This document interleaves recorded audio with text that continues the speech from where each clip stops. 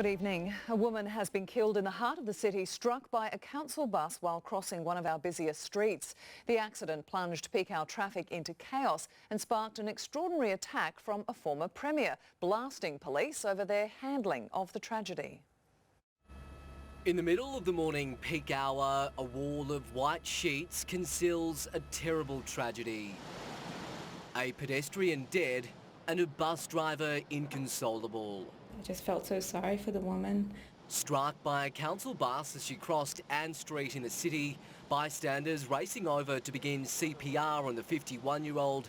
She couldn't be saved.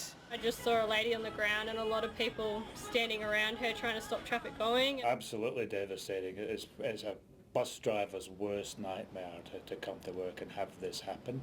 He was taken to hospital, suffering shock. Floral tributes are already building at this intersection, which city workers say is becoming increasingly notorious.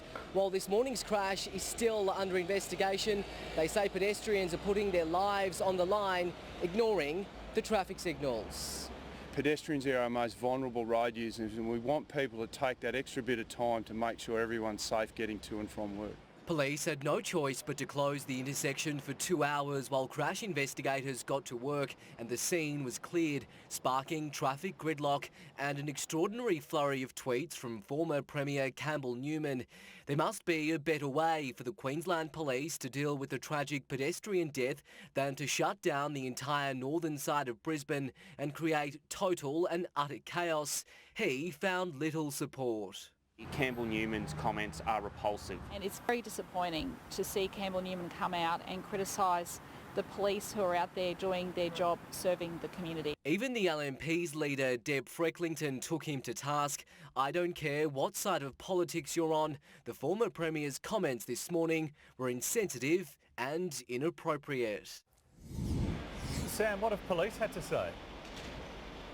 Well, Andrew, police have sent me a statement this afternoon describing the need to shut down roads after fatal crashes so investigators can gather evidence without the interruption of other traffic. But I also have spoken with a number of other police sources today who told me they've been left absolutely disgusted by these comments. They say it's not only an insult to hard-working frontline officers, but an even bigger insult to a family that's tonight mourning such a sad loss. Andrew. Thanks, Sam.